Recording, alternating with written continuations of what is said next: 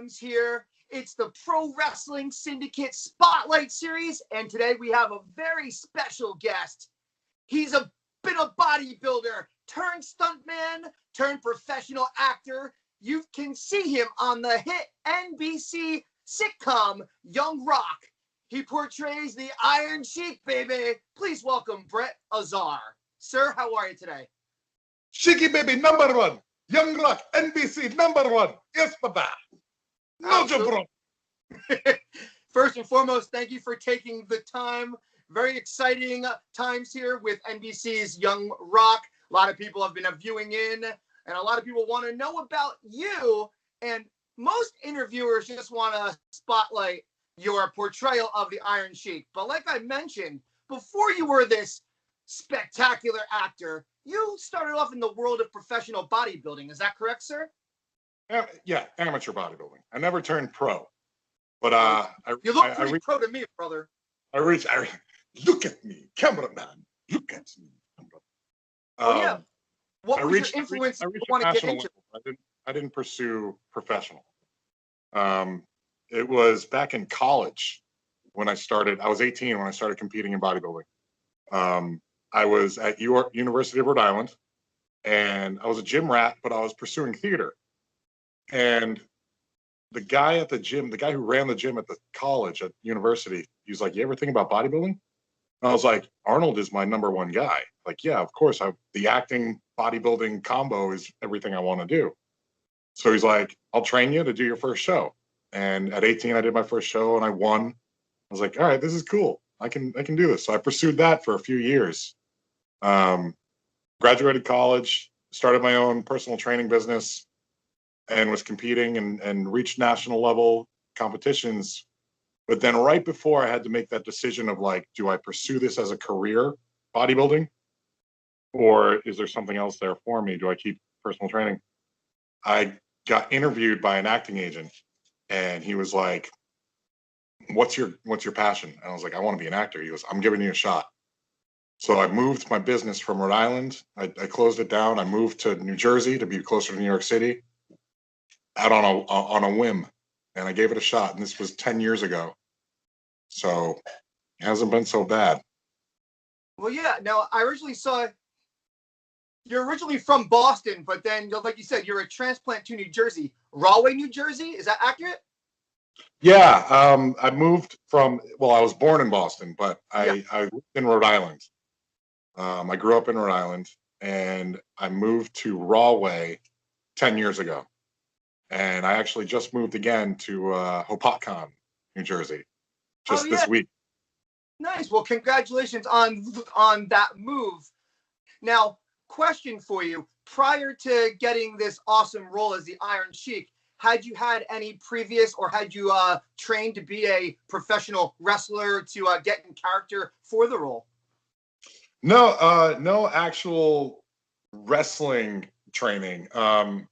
Certain jobs required some physical. Like when I did Terminator, they trained me because I'm a bodybuilder by heart. So I'm always in the gym.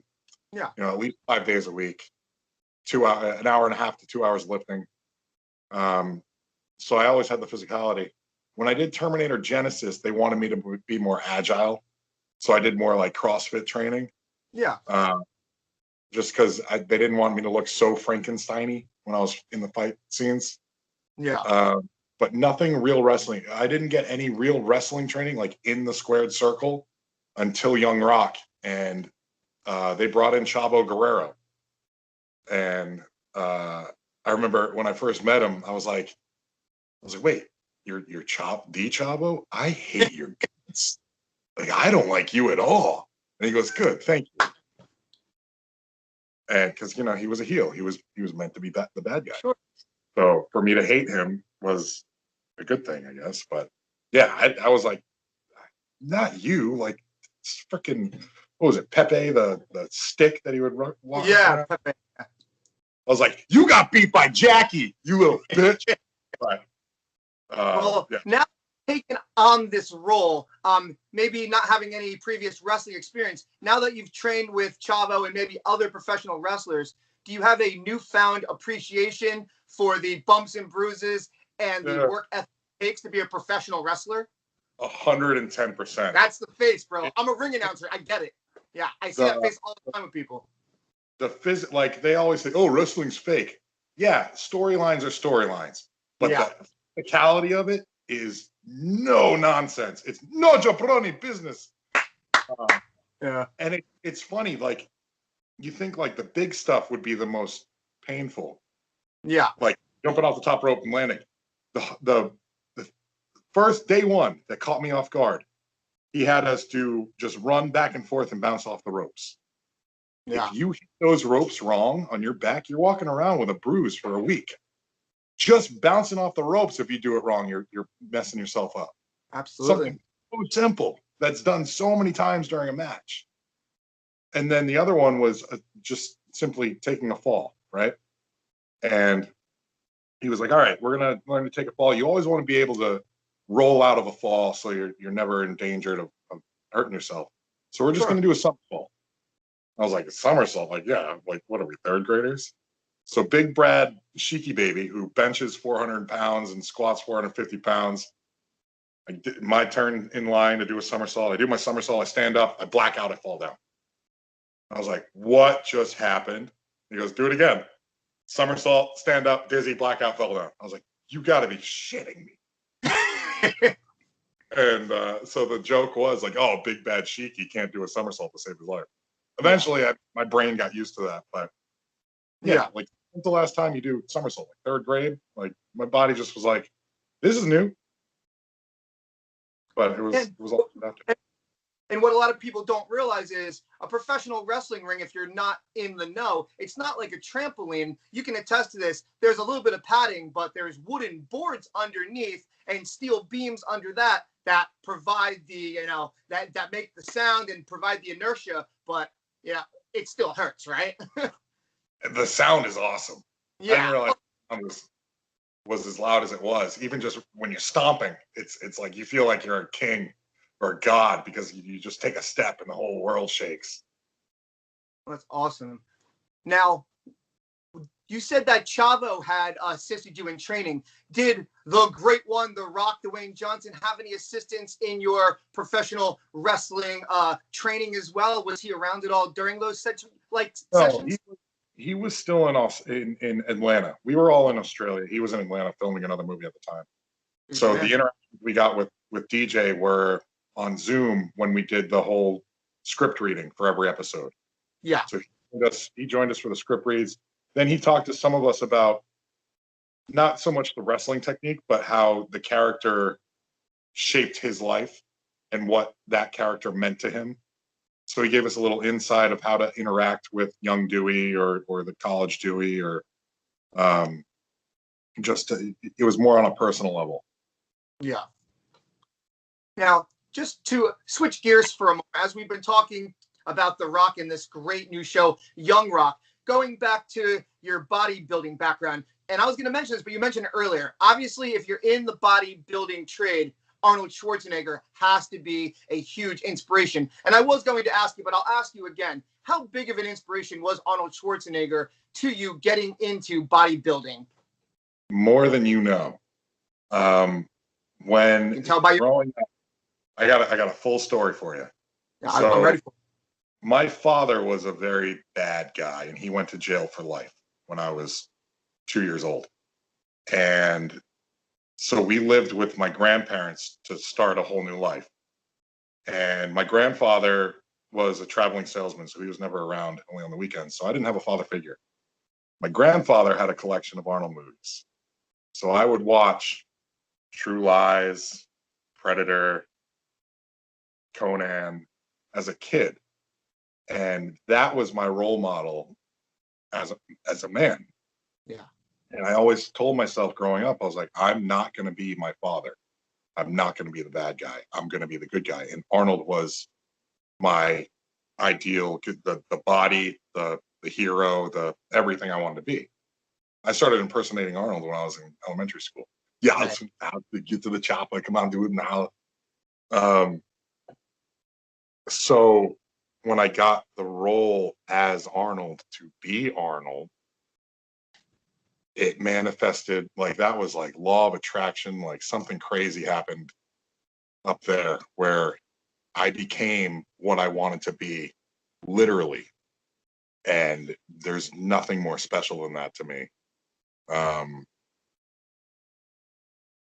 yeah, that's a little personal, but that's my connection to Arnold. Arnold is like, uh, uh, he doesn't know, but he is my father figure in my mind. Um, so every time I get to meet him, or every time I see him, every time I get to work with him, there's a whole next level of just being a fan for Arnold. Absolutely. I mean, sometimes, meeting your heroes can either be a great positive or a huge negative. It sounds like for you, it was a huge positive and beyond. Now, Yes. you mentioned you have not one, but two Terminator movie credits to your accolades. And you played the original T-800 is a huge movie attraction right there. And for you to play young Terminator at the time there, had you had any interaction with Arnold prior to getting this iconic movie role? I was his body double for a Bud Light commercial where he was playing ping pong. Oh, nice. And so that was simply a, hey, how are you? Nice to meet you. And that was it. Oh, nice. When I booked Terminator, it was with Terminator Genesis. We met the first time on that project in wardrobe. And he walks up to me and he goes, look at this guy, he's all pumped up. I was like, well, I've got some big shoes to fill, buddy. I got to be you from the 80s. Are you nuts? He started going like this. But so filming, story time, filming Genesis, where old Arnold fights young Arnold. That whole scene we recreated from T1, where he walks up to the punks, nothing clean, right? Your clothes given to me now. Arnold shows up from the future. You won't be needing those. I turn around, big Terminator on Terminator fight. I don't get any clothing. Arnold's fully dressed.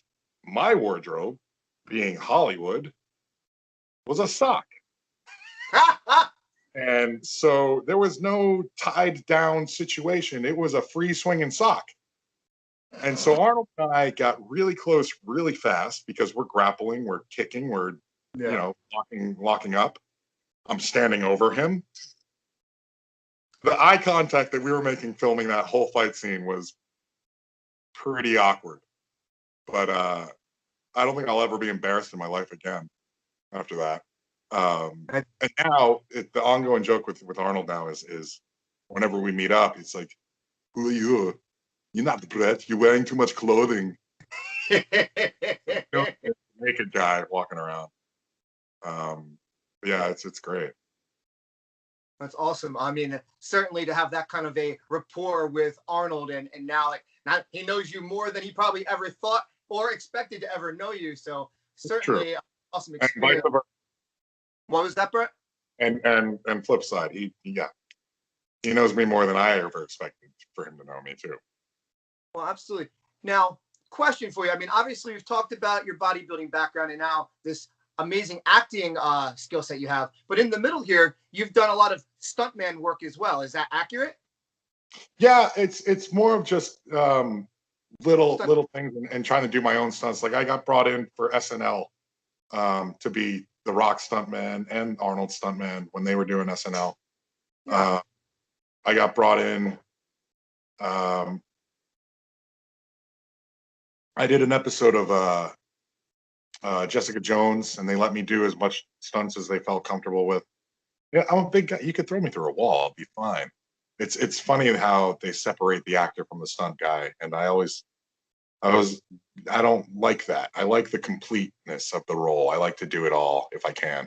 So to have that ability on Young Rock, they didn't give us a stunt double. We did everything on our own. I was in heaven doing that. Yeah, I mean, absolutely. And I mean, I think that adds to the appeal and the popularity of the show. I mean, people already know, they either know The Rock or they know Dwayne Johnson from the movies, but now all these other actors such as yourself are getting this spotlight to showcase your skills, and it all comes together. And I think NBC has got a huge hit here. And once again, congratulations to you there. Thank you, Bubba. What's up? Thank you, Baba. Yes, Baba. You're very welcome. I'm glad my LJN comes in handy finally. Number one. Well, curious as well. Obviously, we've talked about The Rock and we've talked about Arnold. Has there been any other inspirations throughout either bodybuilding, being a stuntman, or in your acting career? Anybody else that's inspired you to get to this level of stardom that you've earned? No one in the Hollywood world. It's more of the personal people, like the guy who I got my first gym membership from in Barrington, and the trainers there who started me out when I was a kid.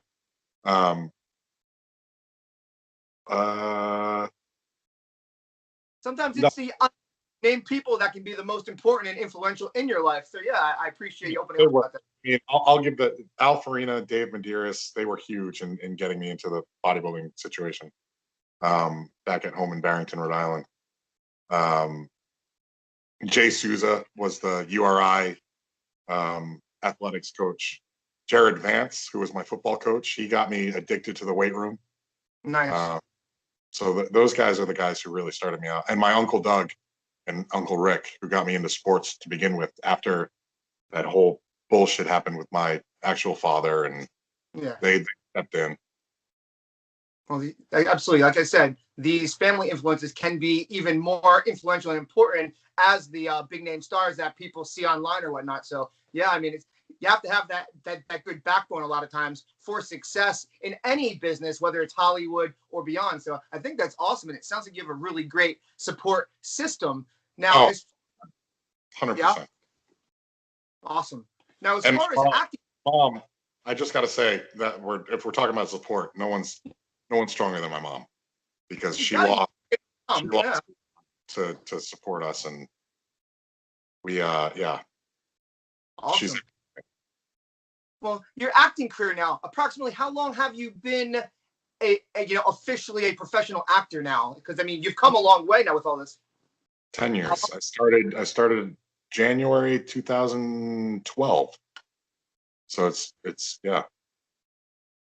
Well, have there been any memorable moments on set? Maybe, we only see what we see on the silver screen or whatnot. Have there been any memorable or humorous moments filming any movies that you'd like to share with any castmates? Anything that you can share? With any project, or? Yeah, we love stories here at Pro Wrestling Syndicate.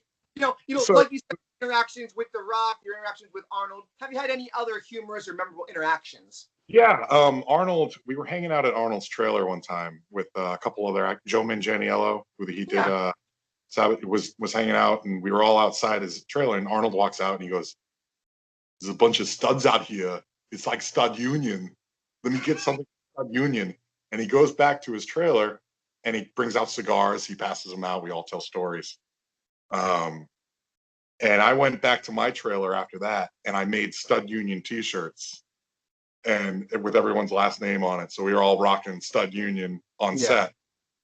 But I was telling that same story to another group of guys about Arnold saying Stud Union. Let me get something with Stud Union. Arnold walks up behind me as I'm telling the story, and all the other guys' eyes go wide. And I'm like, I'm impersonating Arnold behind his back. And Arnold hits me on the back, and he goes, "You're doing fine. Keep going." So I was like, "Yeah, got the." And with DJ, we were doing a script read, and at the end of it, he got like emotional because it's his life stories, and we're bringing it together. And he was showing that he was so thankful and grateful for how we were taking it so seriously and producing it well. And he got a little emotional. I went, "It's okay to cry, Baba. Shiki baby, love you. We all love you." And he goes, "Oh, Shiki baby." Like that little moment there with him was special to me. And then another time I did when I was his stunt double, when I was DJ stunt double on SNL, we had a long break for lunch, so I was gonna hit the gym, and I opened my gym bag and I had a brand new pre-workout like caffeine thing. And it was a brand that DJ uses, but he's never seen the product. So he walked by and he gave me the eyebrow. And I was like, "Here, just take the damn thing. I know you're gonna want it." So he took my pre-workout. That was fun. That was a funny moment. Very nice. Now, We mentioned earlier, one of your accolades is you also worked on the movie Central Intelligence. Is that correct? Yeah, that was a very small thing. I actually had a friend who was working on the crew, so he invited me up, and they saw me, and they thought that I was another stunt double, and so You're the Rock Kevin Hart. approached. Kevin Hart's a double, right? No, they thought I was the Rock. Yeah. I'm kidding. I'll break your back, you fuck with the sheik. Um, yeah, so his stunt double is his cousin, Tunaway. Yeah. So he approached me, goes, "Oh, you're the other stunt double, right?" I'm like, "Yeah, sure." And he brought me into like the the special area where everyone was, and I got to hang out with DJ and Kevin Hart. And Kevin Hart at the time was doing this Relay for Life or fitness thing that he was doing. So he's talking to me about working out, and eventually they figured out. They were like, "Yeah, this guy's not the stunt double. He's just here." And they ended up throwing me into the movie anyway. That's awesome. They made me an agent, and then they were like, "Yeah, we're gonna have you like kick down a door and rush the office." And then they were like, "Wait, we can't do that because that's a stunt guy, and they contracted to be part of that. So we're just gonna have you suit up and put a gun to DJ's head." I was like, "Okay." And the scene where we're in the office and DJ is pushing Kevin Hart in that like mail carrier. Yeah. And then we all just point at him, and Kevin, the dude never stayed on script. He improv every other take, so you never knew what he was going to say. Yeah. So as we're all standing there looking, tough, mean, angry, going to shoot him, you're trying so hard not to laugh because you have no idea what he's going to say next. Yeah. So it was cool. And so The Rock, where I truly like fell for him to be like the shit. Yeah. We're doing a take, and director yells cut, and he holds up his hand, and his assistant throws him a protein shake. He grabs it, hugs it, and throws it back. I went, "That's the career I want. I want that." That was so badass of a moment to do right in the middle of filming. That's like a cooler version of when like George McFly asks for the chocolate milk in Back to the Future, and he just grabs it off the bar and chugs it real quick before he gains the nerve to go talk to the chick. That's awesome, though. I don't think you can relate George McFly to The Rock, man. You let DJ know I just compared George McFly to the great one, please. It's all right. But tell him I'm also an announcer and I can't take a bump for the life of me, so I'll just stay and do what I'm good at, so it's all good.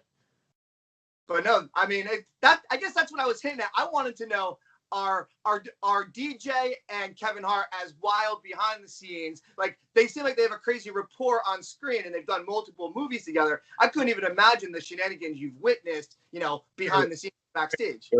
It's when you meet your idols, there's always that like chance of being let down. Yeah. None of that whatsoever. With Arnold, with DJ, they were top notch. Everything you wanted them to be. That's really awesome. Now, there is a big question that a lot of people have been asking me. And when I say a lot of people, a couple, but what I really want to know is, are you really as bad of a cook as you portrayed working, or were you working the gimmick on Worst Cooks in America? I mean, you couldn't have been that bad, right? I know how to follow instructions. I'm not a but I don't care to cook for myself. I microwave everything. So that's what like brought me in, like, because I made her like, when I did cook the chicken, it was dry as shit, and I microwave all my vegetables. I don't cook. I don't care to cook. So, but if you tell me what to do and I'm trying to win $25,000, yeah, I'm gonna be a competitive dick and try to win. Of course. So, no, that's right, because obviously shows like that, not only do you want the money, but it's a great outlet to showcase your celebrity self as well. I mean, and in your defense, if I did my research right, I can't cook duck either. I believe too salty on the duck. Too salty, jabroni. No? Yeah. No, you know what it was? It wasn't a duck. The duck was fine. It was the fucking, whatever. It was the collard greens. They tasted like shit to begin with. I hate collard greens. And I oversalted those, and it tasted like, just seaweed out of the ocean. That's why you're a Hollywood celebrity. You have to go to gourmet dining establishments and order off the menu. Come on, this is how celebrities do it. I'm gonna do a plug right now. I do Icon Meals. I order from Icon Meals. I get a pound of salmon, a pound of beef, and a pound of ground bison, and I order like 30 pounds for the month. Yeah, that's everything I need right there. No, that's the way to do it. Probably cost effective as well in the long run. Just order it in bulk and make it yourself, jabroni. Yes, jabroni. No jabroni. No time to cook. I'll bring lamb over, Baba. I'll slaughter it right there. Just, and I throw it on the grill. You know what? I'm just going to freestyle it. We're talking about the Sheik, and I've had the opportunity to work with him once or twice and even interviewed him once, and he's amazing. Have you had any interaction with the legendary Iron Sheik as you took on this role? Oh, yeah. He gave me his cell phone number. You have the Sheik's cell phone number? I do. I called it him. Out on the line. Sheiky will come and find you. I called him through his management. They got in contact because I told his management what I was up to, and they flipped out excited. So they actually put me in contact with Sheik, and we did a couple Zoom calls. When I was studying to be him, when I was doing my character study, he actually helped. I was like, "How would you say this word? How would you say that?" And I read him my lines, and he said it. I repeated it. But it's been amazing because. Like episode 3, when episode 3 came out, and it was a good episode of me where I was meeting with Leah, with The Rock's grandmother, and she's like, "Okay, here's a list of words you can't say. No shit, no fuck, no Jew." Oh, what? And to do that scene after that whole episode aired, they Sheik's daughter Nicole called me and said, "You were amazing. We love you." And then the Sheik was like, What you say with blood mouth?" I was like, "Shit, fuck, Jew. Why they blood? Shit, fuck, Jew, you say." I was like, "It's NBC.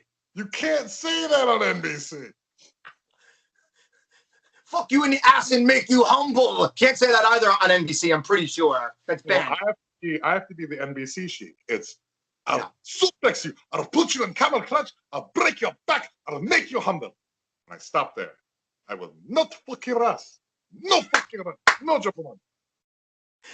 Now, I mean, you can't get a better teacher to learn the role of the Iron Sheik than the man himself. Now, was it a hard transition to do the NBC PG Sheik once you've already talked to the bread and butter, the man himself?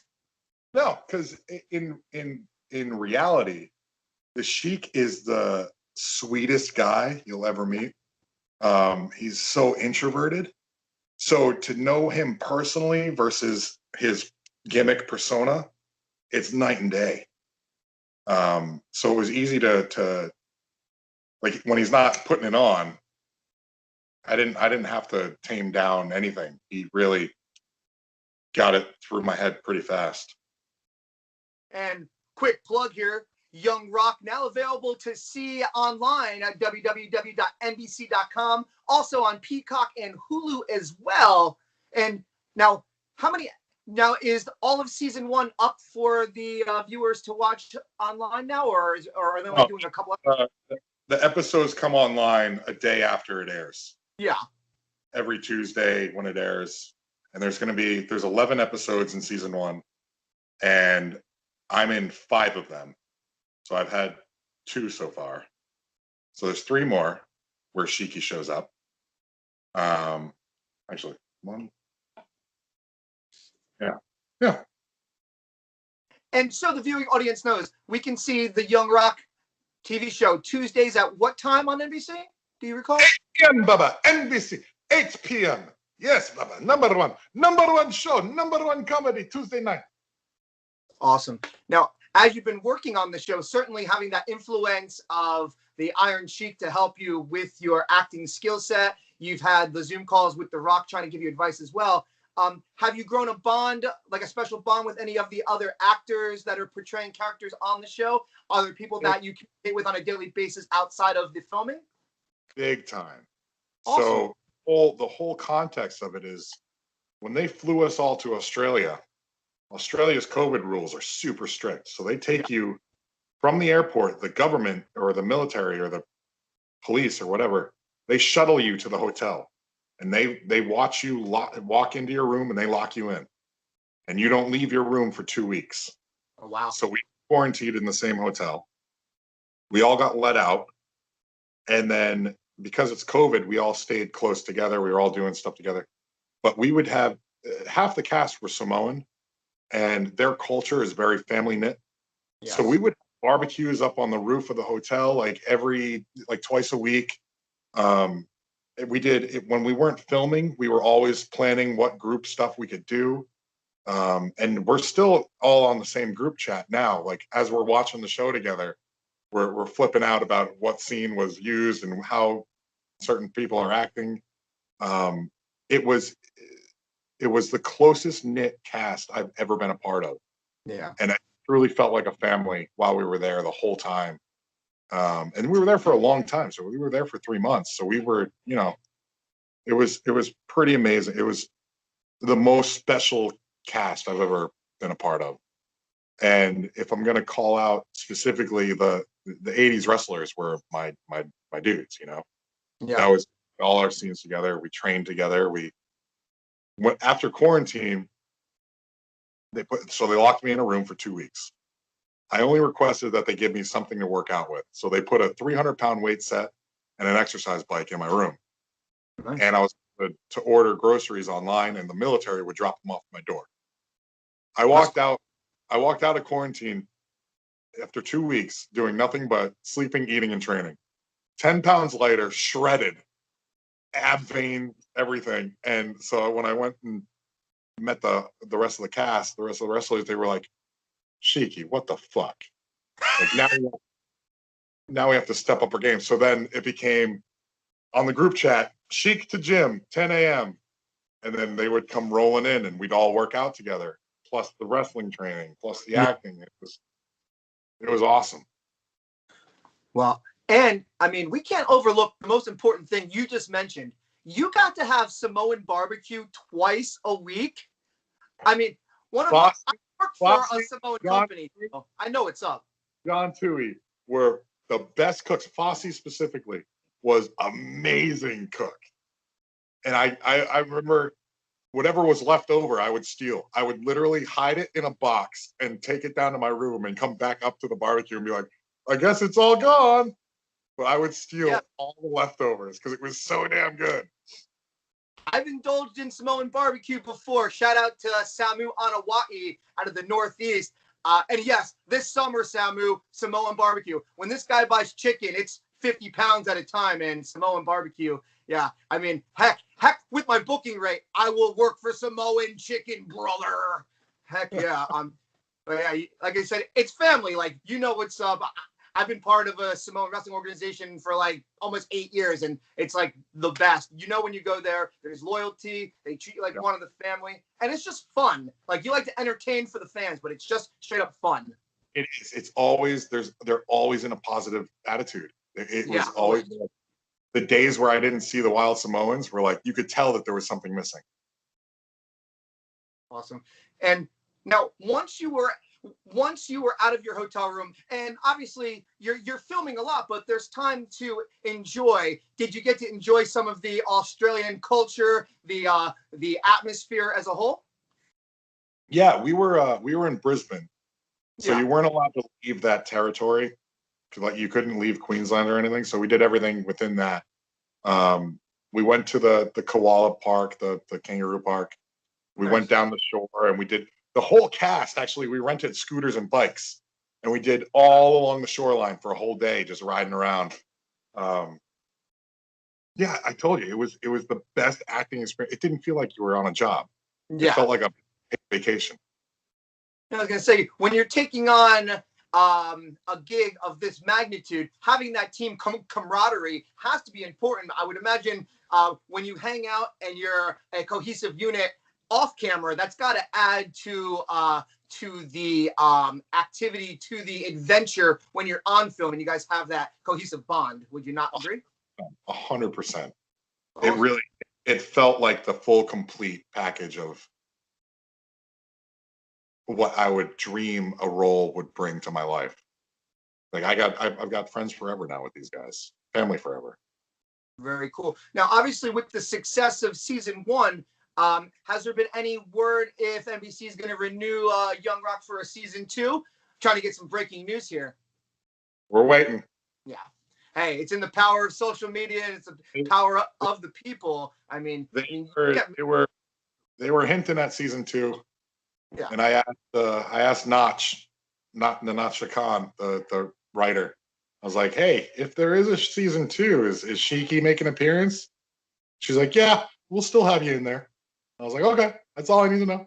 Yeah, I mean, that's the way to do it. See, you're more part of the wrestling business than you know, brother. That's called politicking to make sure you don't lose your spot, brother. Got to make sure you're booked on season two. And I respect that. And obviously, the Iron Sheik, such an iconic character for probably over 5 decades now. I mean, and you clearly have it down pat. Shiki, would you not agree that you've mastered the role of Shiki more than Shiki himself? Never, Baba. Respect the legend. You jabroni. Nobody beats Sheik. I'll be imposter if anything. Exactly. I was hoping I was going to feed you and you would deliver. It's great. Now, can I ask you, sir, do you have any other projects lined up now after Young Rock has been such a big success? Or any projects to talk about? Nothing confirmed at the moment. Then, people, you got to book this man. I mean, I have it right here. He's on Twitter. His handle is Azar_Brett. And if I'm wrong, correct me. The announcer doesn't know what he's talking about. I mean, heck, you're on Instagram, Brett Azar, and just check out NBC Young Rock. I'm sure you can read all about this rising star, Brett Azar. Now, question for you. I have to know. You said that you lived in Rahway for a while. Had you ever gone to any wrestling events at the storied Rahway Rec Center? I sadly have not. I worked out with a bunch of those guys. I worked out with Danny Maz, I worked out with oh my God, what's his name? He's actually a good friend of mine. I'm totally blanking on his name. Moff, yes. I got your back, brother. And then the other kid, the young kid, kid that's my age. He did a commercial too. You caught me off guard with that one. That's all right. No, I it's know all right. the guy part of the crew. I never attended it. Oh, that's all right. There's been a lot of Anthony Bowens was the other guy. And you can see him on AEW. He's now signed to All Elite Wrestling. So yeah, I mean, certainly you've been in good hands. If you've communicated with the likes of Danny Moff and Anthony Bowens, yeah, a lot of great talent that's come out of that storied Rahway Rec Center. Pro Wrestling Syndicate, once upon a time, ran that building for well over 5 years before they were transformed into, I'll just call them the new PWS. Now we're bringing PWS back, from, days of old. And it's great to have you on this Pro Wrestling Syndicate outlet here. Is there anything else that you think that our worldwide viewing audience needs to know about Brett Azar? Because I know I was told in advance that a lot of your interviews were just a straightforward 15 minutes. They just want to talk about Shiki and the Young Rock. But I wanted to take on the fact, and I could tell that you appreciated me asking you these questions. Is there anything else that maybe people want to know about you that people never take the time to ask? Well, there's a curveball. Screwballs, curveball. That's what I do, bro. But it's a good thing because I want people to know the real Brett Azar as well. Well, I'm engaged to lovely Bubba Linda. We just got engaged during COVID on Valentine's Day. Very nice. Smooth. I like it. We moved together and we just bought our first house. So if you got any housewarming gifts, I'd appreciate it. Because our house looks like a freaking episode of Hoarders right now. We just moved in this week. Congratulations. That's all. What else about me? Man, I sing. I was in a competitive chorus in high school. Oh, so we're not talking rock and roll. You were in a competitive chorus? I want to hear about. We were in high school. I was in a traveling competitive choral ensemble. And the friends that I had in the choral ensemble were the theater geeks in high school. Yeah. And they were actually close. And I was captain of the football team, captain of the baseball team. So I never had time to do theater in college, in high school. Sure. But I always wanted to. So when I got to college, I didn't pursue any athletic career in college. And I jumped into the theater company. My family was like, "You're not going to major in acting. There's no future in that." So I had to get like an exercise science degree. I graduated magna cum laude. I'm a smart guy. I get straight A's, dean's Nice. list every. Um, but yeah, but it's just funny that it all circled back to acting. No, yeah. I mean, certainly that skill set, the chorus. Now, would you describe your singing as a certain range? Were you like a deep baritone, or what's your like vocal range when you sing? I'm curious. Ace two. I was Oh, ace two. But I would the also deep have, voice. yeah. But I'd have like higher solos because I could get up there in range. But yeah, I tried out for like I think it was American Idol once. Yeah. That was fun. I didn't get it because I got nervous for the first. Like I remember I've never been so nervous singing before. It was during American Idol tryouts. But I used to sing at bars when I was bouncing. Yeah. Like they put me on. Like I'd be bouncing at a club, and they'd bring me on with a guitar, and I just sing for a couple sets, and then go back to the door. That's slick. Yeah. And then everybody in the bar knows who not to mess with. The guy that has the full range. You can sing and then go beat someone's butt if they step out of line. And I've done both in the same night. I would hope you have. Sticky doesn't mess around. Look at those guns. Cameraman, zoom it, cameraman, zoom it. Look at me, camera. You know, now that, obviously you're a well put together man. Now, there's a lot of people out there that are into physical fitness, but maybe they're not doing it the right way. Are there any fitness tips that you could give like a young person, man or woman, that's trying to get into physical fitness, that's trying to get to your level of pecs and biceps and triceps, that they can do it safely in the right way? Stick with the old school Arnold's blueprint bodybuilding. You don't need anything past that. And then do your cardio. I split my body up into 5 different parts, usually like, chest day and back day and leg day and shoulders. But I always do 45 to an hour of cardio every day, either when I wake up in the morning or after my workout. And it keeps you in shape, Baba. You keep the abs, Baba. You got to keep the abs tight. Hey, now, on the other end is the owner, Lorenz Dean. He's going to have a heart attack right there. You got to be careful. We got to keep this PG. Whoo, man, oh, man. Afterwards, tell me how to get abs like that. Okay, perfect. Okay, Baba. Lamb, Baba. Lamb and baklava. Yes, just lamb baklava all day. No, absolutely. No, I mean, I think we've learned a lot about you today, and I really appreciate it. Now, question for you. Now, we always like people to subscribe to our Pro Wrestling Syndicate YouTube channel. Do you think that Shiki Baby can give us a plug about subscribing to the Pro Wrestling Syndicate YouTube channel? Of course, Baba. Shiki number 1. Shiki only family man. I support everyone who supports me.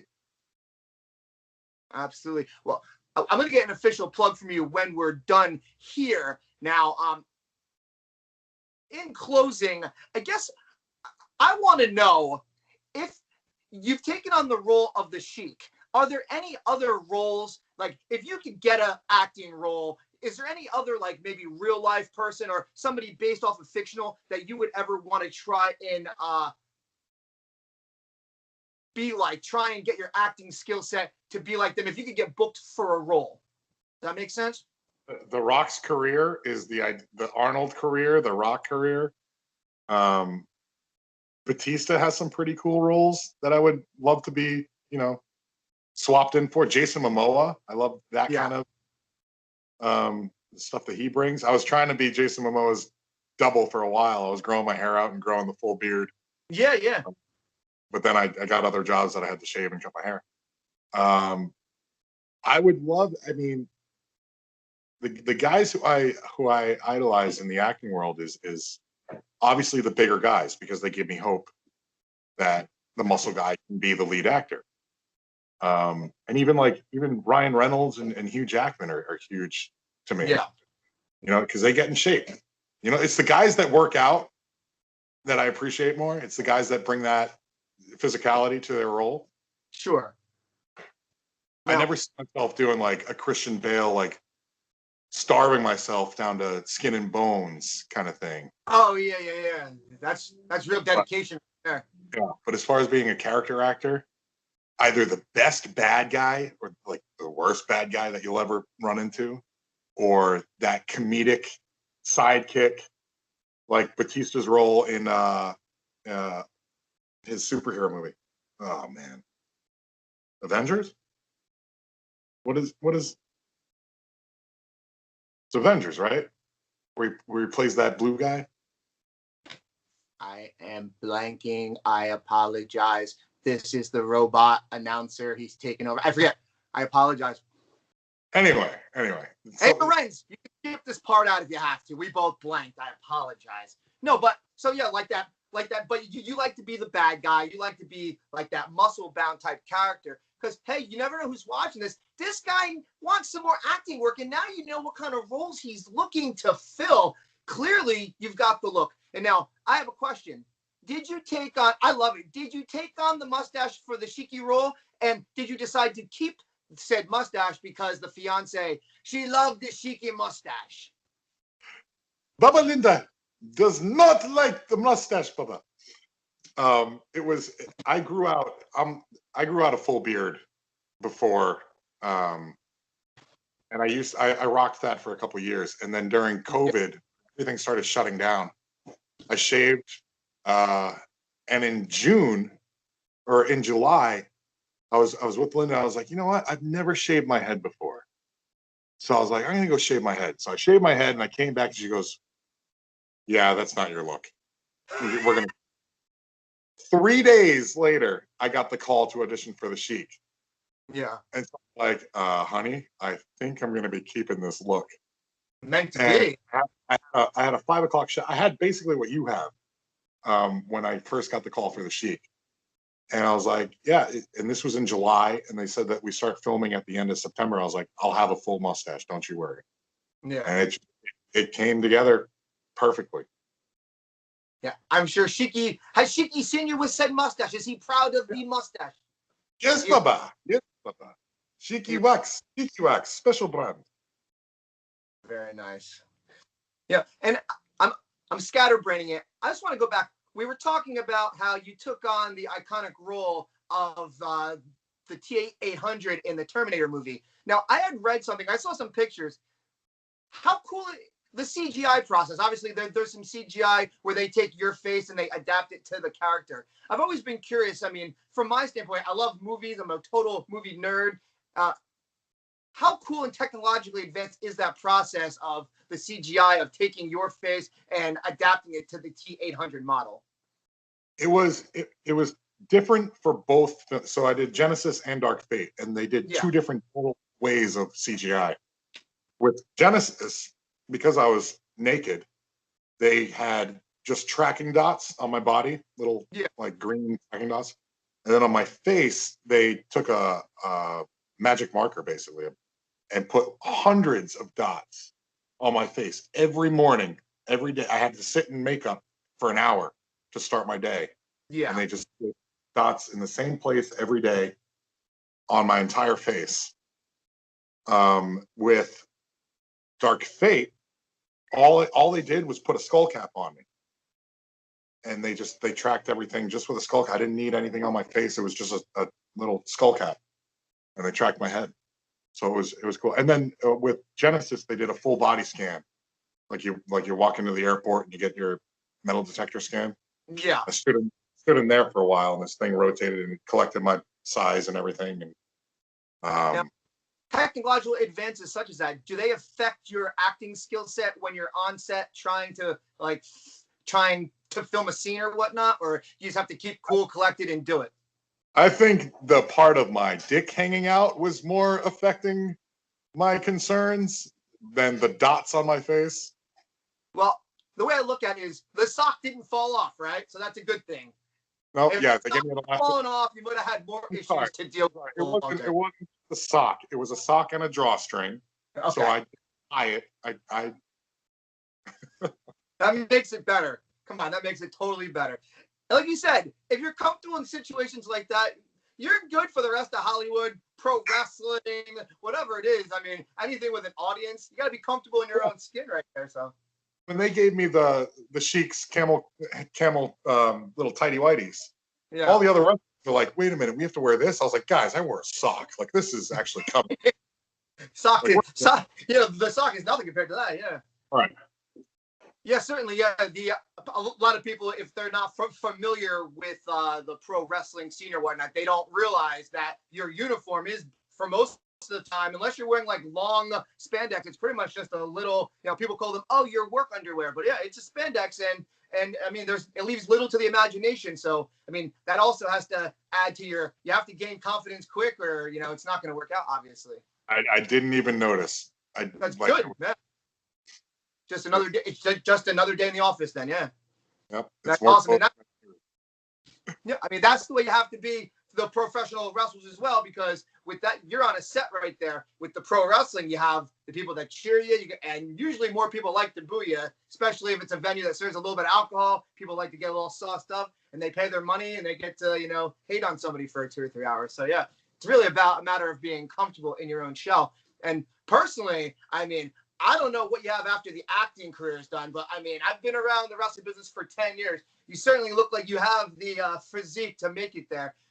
There's no commitment here, but if anybody ever offered you an opportunity to get in a wrestling ring and, give an actual pro wrestling match a shot, is that something that you would ever consider? I wouldn't turn it down. That'd be so cool to add to the resume. Yeah, I mean, because with pro wrestling, you can take any character in so many different directions, and certainly with this Hollywood platform, Young Rock, Tuesday nights, 8 p.m. NBC, you can certainly use that in many directions as well. And I mean, even if you don't want to take the bumps or whatnot, a special guest appearances, independent pro wrestling is all about the special guest appearances. Get on the mic, do your shiki talking skills, and I think the fans would eat that up, in my professional opinion, of course. Yes, Baba. Thank you, Baba. Oh, you're very welcome. I would love to do that.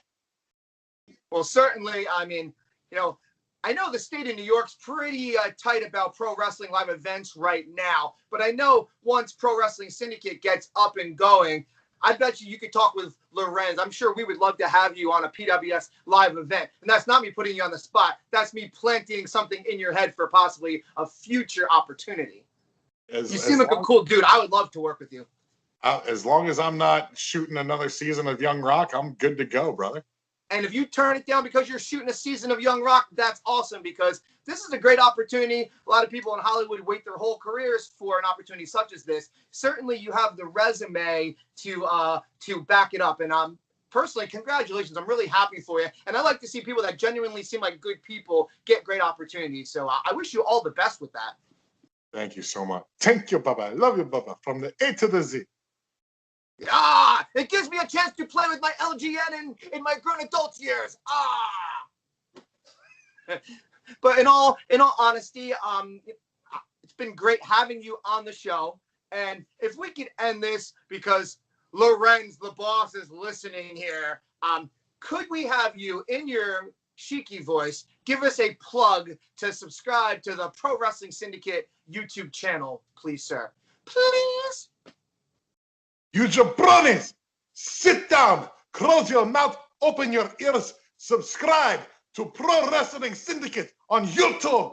If not, I'll find you, I'll suplex you, I'll put you in camel clutch, I'll break your back, I'll make you humble.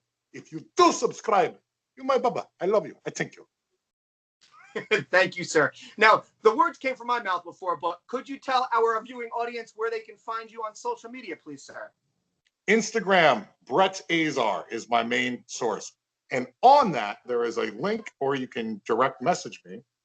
If you guys are looking for an Azar Chic t-shirt, autograph, Baba, I signed for you right there. See, you see.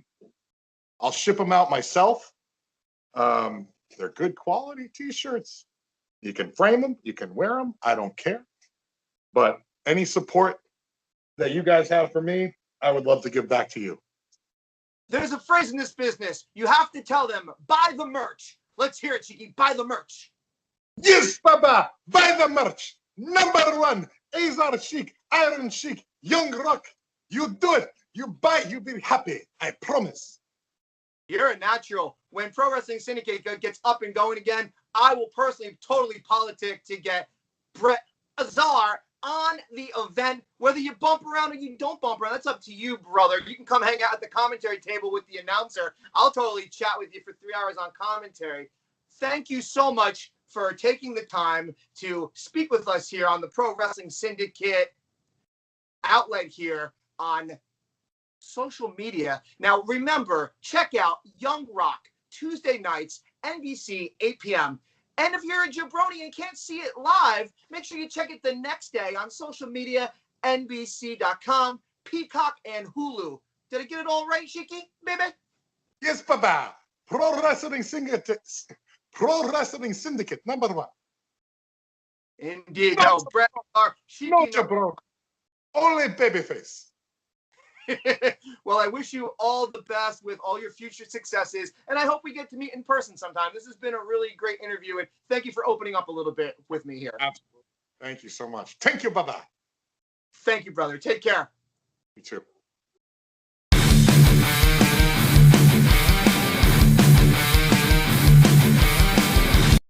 The following program is paid for by Pro Wrestling Syndicate. Mic check, 1 2 1 2. Check it out. DJ David Adams. The mic works. There are people who check it. We wouldn't be here if the mic didn't work. As a matter of fact, I wish that the mic didn't work. Well, we're not on live yet, so. Of course we are. Wait, Why else would I be here? Wait. Studio 111. What are you doing? What are you doing checking a mic? For God's sake! Has anyone taught you how to do this yet? You see what this is? This is a chair. I didn't realize that we were. Sit! I didn't realize we were. Sit! Okay. That's where you belong. Let's finish this shit, brother. Come on. I love you, Dan Moff. I've known you for such a long time.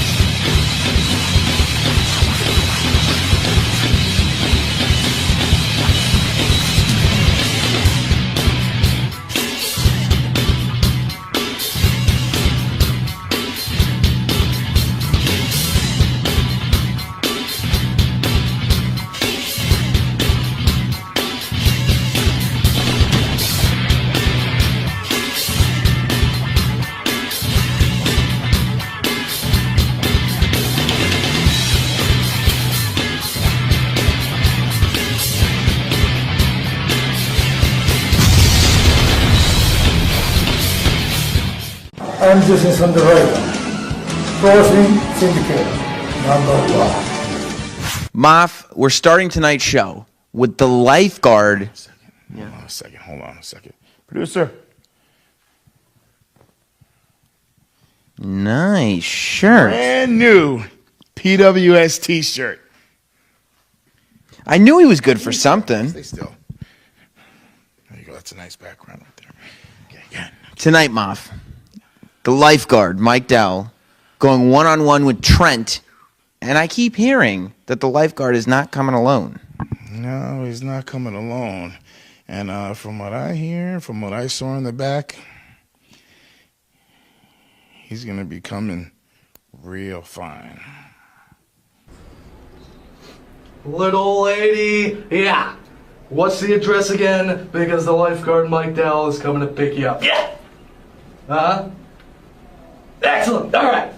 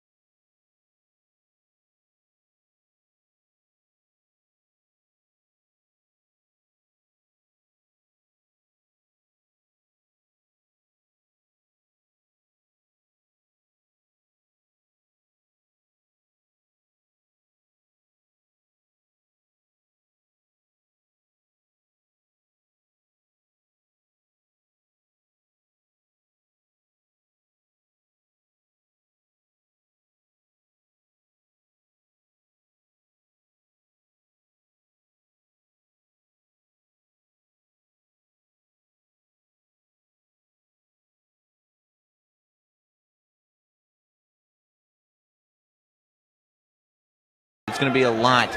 He knows how much he's going to have to do to beat the lifeguard Mike Dell. Both men feeling each other out. Look for a Greco-Roman. Nope. Around. Goes behind. High headlock takeover. Gets him to the mat. Are those actual wrestling trunks that the lifeguard is wearing, or are they his Speedos? I'm not sure. Rumor has it he paid high price to get them from, they were actually worn by David Hasselhoff. Wow, I thought they looked good. And there's Trent with his signature gear, long tights, crazy design with a Bill Murray knee pad. He's being brought back to the corner. Trent's more of an eccentric character. Looks a little frustrated, and there's a cheap shot by the one Mike Dell. Of course he's frustrated. I mean, he wants to be the eccentric guy, but it's tough to be eccentric when you're getting beat. Rookie mistake. I wouldn't turn your back to young Trent. Hits a vicious forearm to the face.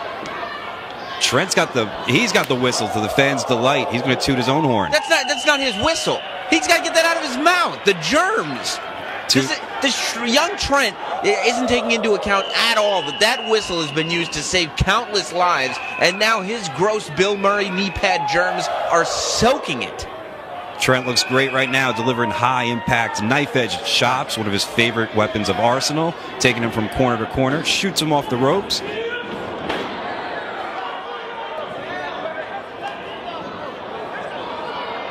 Trent baits him in. There you go. Northern Light suplex. He might have him here. Look at that high bridge. Only gets 2. But Ashley providing the distraction that she should be providing as the moral supporter of the lifeguard Mike Dell. I think she's just standing there. I mean, it's just great-looking gear on. There's a high-cross body in the corner. Up. Ankle pick. Oh! Back of the head across that turnbuckle. And that is no joke. And who's going to look better representing the greatest wrestler in PWS on television, that's a hell of a camera angle, than the lifeguard Mike Dell? My pick right now for the next TV champion. Oh, there you hear it from Sam Roberts. Trent in the corner. Primetime Sam Roberts. The lifeguard in control, stepping on the throat. Questionable ways, questionable tactics by the one Mike Dell. You're not here to question that. You're here to comment on the action. Let the referee do his job. If he's not calling it, it's not breaking a rule. Absolutely. Here we go. Knife edge chop right to the chest. Trent's still in this fight. A little wobbly knee. Throws in a right forearm. Followed by another chop. Trying to gain some composure. Shoots off Mike Dell. Short reversal. Boom to the gut. Going for one of his, looks like a trademark move. Surfboard into an elbow drop.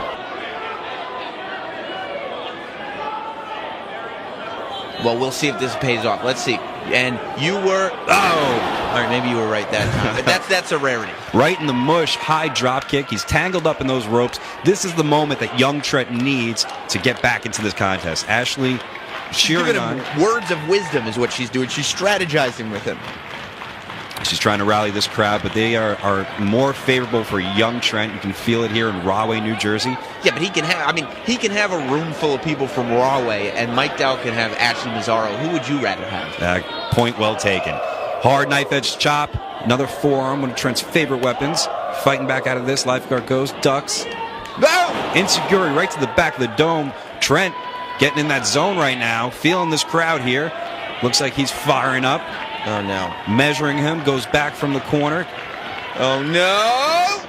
Oh, he misses that knee. That's it.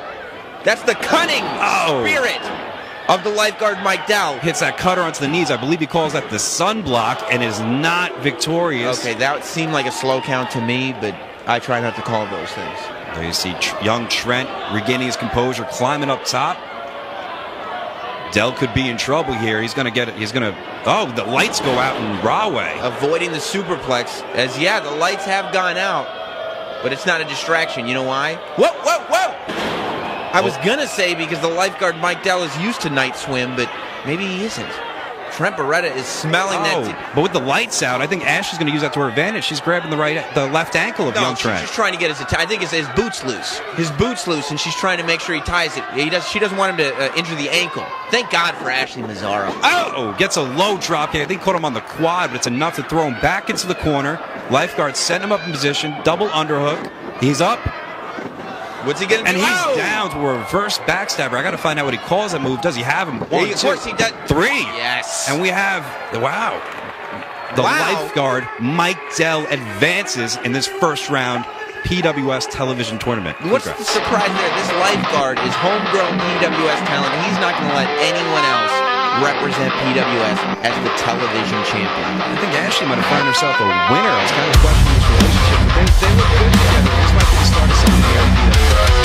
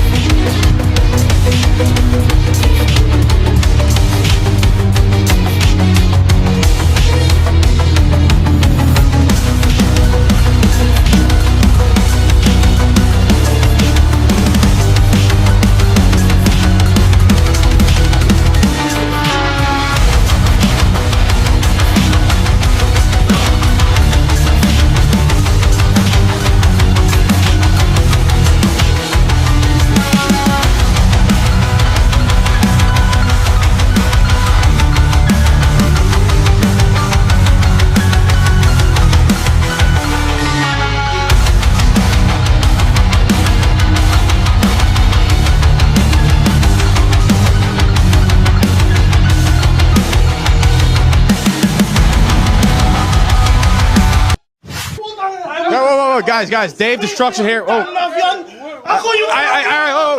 Dave Destruction here backstage with Shining Edward Jackson, his clients. Give me the microphone, Dave Construction Paper. No one wants to hear you talk. Don't come in here pretending like you didn't just see what happened out there. You see, for the people watching at home, the Jackson family was invited on the Midnight Jury podcast to talk about the Dan Moff situation. And for those of you that aren't aware of the Dan Moff situation is all about disrespect. Exactly. You see, when Falaba won the PWS championship 3 seconds into celebration, whose music cuts off Fala's? Dan Moff. Dan Moff standing on stage, clapping, stealing the moment, stealing the thunder away from Fala. So we appear on this podcast. We're conducting an interview, wondering why the hell Dan Moff would do this. And what happens? Once again, Dan Moff comes out and interrupts the Jackson family conducting their business. This is where it gets really funny. Dan Moff assaults me. I weigh less than Fala's dinner tonight, and Dan Moff puts his hands on me. Luckily, there were fans in that crowd with their little flip camera phones, wherever the hell they use these days, and they videotaped this assault. And right now, Dave Destruction, we're going to cut to that footage. Shiny Edward Jackson here at the Midnight Jury booth, and you're here with your boys, the Heavenly Bodies, and the champ, Falaba. Take the mic, tell me what you want to say. Oh, here he is. Oh, okay. Dan Moff has joined us. The fireman. No, hold on. I hear you got a lot of trash to talk when I'm in the back. I'm right here in your face. Yeah. I'm here in Rahway, New Jersey, my Good house. for you. What do you got to say? I have to say this. You come out after Fala wins the championship. You interrupted celebration. What the hell is that about, Dan Moff? Because what I'm going to tell you is, you want to know why I came out here? Absolutely. Yes, because please. I am the man who pinned his ass. Nobody else has done it in this company. Oh my God, I don't want to hear it. I don't want to hear it. I'm telling you that the next time that son of a is on my shoulders, I'm going to be the next PWS champion. Bar none. You and nobody else is stopping it. I'm out here by myself. I got the sack. I roll by myself. What do you got to say about that? Now talk. Bayonne Badass is out here bitching. It's more like Danny Moff, the Bayonne Badass. Dan Moff has attacked Shiny Edward Jackson. Chaos is ensuing here. It is here. out of control. Fala and Moth. Oh my God, this guy just broke out. The fight is broken out. And Dan Moth attacking each other in the crowd. And now they're up on the stands. I can't believe it. It is absolute bedlam here at the Rahway Rec Center. Fala's busted. Oh my God. Fala busted open. He's grabbing a chair. Oh my God. He grabs. And we have finally gained order here at the Midnight Jury table. So clearly we just saw the footage of Jesus. Fala. Tahimikna! Tahimikna! What are you saying to him? I'm telling him to calm down, but he has every right to be pissed off right now. We all do. You see, tonight... I know, I understand everything he's saying. Tonight, Falaba once again is thrown into a situation where the cards are stacked against him. 3 men gunning for Fala's championship. We have Mario Bocara. We have Dan Moth, and we have Bonesaw. Bonesaw. You see what's going to happen tonight? Falaba is going to eat Bonesaw. Falaba is going to chomp down on Mario Bocara.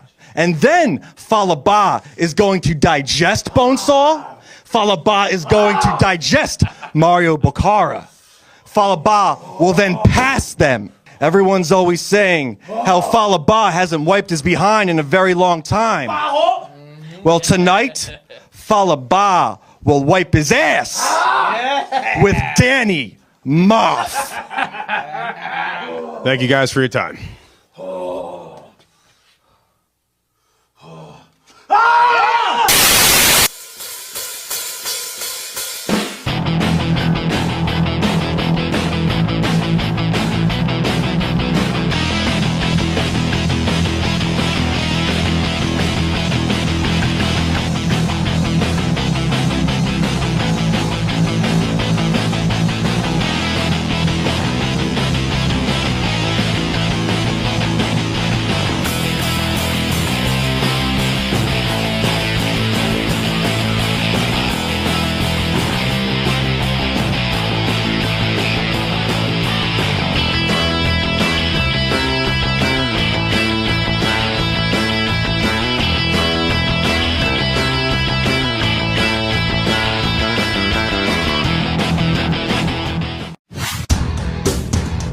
The people want to hear from me, Rob Van Dam. Timeline, the history of ECW, the series that retells hardcore history, presents Rob Van Dam, covering 1999. I looked at WWE as a sellout. Like, I didn't want to go there. This no-holds-barred interview with superstar RVD reveals all about ECW in 99. Okay, drank it with a beer. What was that?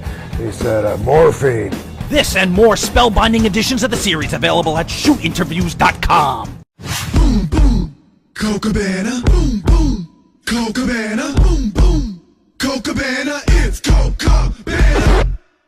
Hey guys, Colt Boom Boom Cabana here on WLNY. You have made the right choice because you are watching PWS Wrestling featuring this guy right here. PWS Tag Team Championships on the line. 2 beloved tag teams here. Here we see Gregory Iron and Zach Gowen about to make their entrances, accompanied by Hush. Not many people know Hush's story. Hush is actually a student of the PWS dojo. He cannot hear, he cannot speak, and the Handicapped Heroes in their journey have decided to educate Hush and have them alongside because they see a lot in him, but they're a popular team here in PWS. How do they know if he's listening? Oh, come on. Just wondering.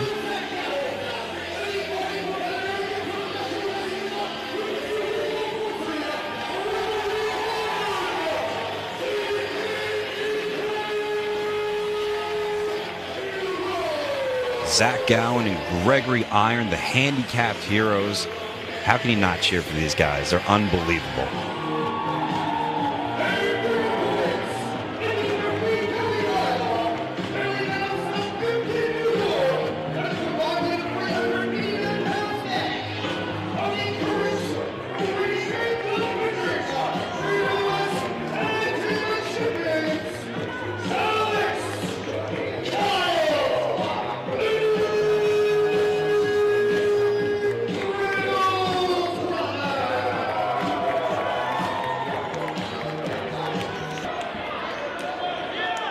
talk about the connection that Gregory Iron and Zach Gowen have just because of the difficulties that they've both had growing up. But you want to talk about connections, the Reynolds brothers are brothers. They've been tag team partners since they came out of the womb. They're children of privilege, and there you see the wrestling waist lock. Greg Irons has it in. Greg overcomes cerebral palsy. He's going to be a competitor now in professional wrestling. And for what he lacks in that one arm strength, he makes up for the other. I understand he has a weight regimen where he puts double the amount of weight on his good arm as he uses the arm that has that disability, and figured out how to apply submission holds and other arsenal to make it to his advantage. And it's incredible. Yeah, but you know what? As hard as they've had to work to get ahead, is it better than being children of privilege? Is it better than being able to afford the finest wrestling coaches that money can buy? I don't think so. Goes behind waistlock. Waistlock takedown by the younger Kyle Reynolds. Applies that front face lock. And there you go. That's what privilege can bring to you. Tag team wrestling tags in his cooler older brother Alex, the more composed. Schoolboy roll up. Only two. I was about to say cooler is a matter of opinion, Pepper. Well, Alex keeps his composure a little bit more than Kyle. Kyle's a little bit more spunkier of the two. Shoots him off, ducks the line. Greg hits. Oh, headlock. Whoa! Head scissor takedown. Where do you learn how to do that? Greg's in control, tags in the one-legged wonder. Here comes Zach Gowen. Zach, a cancer survivor, had to have his leg amputated when I believe he was 8 years old. Just an incredible story. He applies that front face lock using his upper body. Up there he goes for a small package. Textbook. Man. Definitely using that one leg properly. Look at the speed of this guy, and he knows how to keep guys to the ground. I believe he has a strength advantage just because he's had to work without having a leg his entire life. He's definitely got the speed advantage. He's got one leg less weight to drag around. Absolutely. That front face lock he's using to keep Alex Reynolds, who's a heck of a competitor, grounded on the floor. Zach clinching for his life. Alex getting that vertical base. Grabs the elbow, turns through. Oh, there we go. Excellent counter. Tags in Kyle Reynolds. Kyle coming in now, and by the way, neither Alex nor Kyle feel sorry for anything that either of these two guys have had to go through in their lives. They look at them strictly as opponents, and whoa! Top rope, roll through, arm drag, ducks the line. There's some teamwork. Gets back in Gregory Iron, ducks, waist lock. How does he keep that waist lock so tight? Fires in that short elbow, takes off to the ropes, drop kicks a knee, leg drop to the back of the skull. Look at Greg. Strong leg to drop. Gets that senton. Only two. Gonna have to do a lot more to put away the Reynolds brothers. The Reynolds have been on fire lately. Kyle's more of has more, I believe, more spunk and energy to him than Alex. Well, you bet he does. Both members of the Handicap Heroes just gave Kyle everything that they had, and Kyle Reynolds still kicked out, and now reverses Gregory Iron. Boot to the face. Alex tags in. Gregory Iron has got to be better equipped to know what's going on in the ring. He didn't see that tag. He didn't know that Alex had been tagged in, and he almost lost the match right there because of it. Alex, I feel, takes the lead for the Reynolds brothers. He calls the shots. I saw them arguing in the back because Kyle got the wrong color gear for this matchup. They're supposed to have matching, I believe I don't know if that's a cornflower blue, but you can see Kyle's gear is a little bit darker than Alex, and Alex was a bit hot at him before. I think it's more of a seafoam.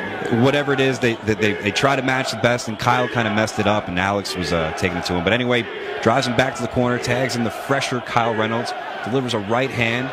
Greg's in trouble, hooks a front face lock, followed by a vertical suplex, puts him down.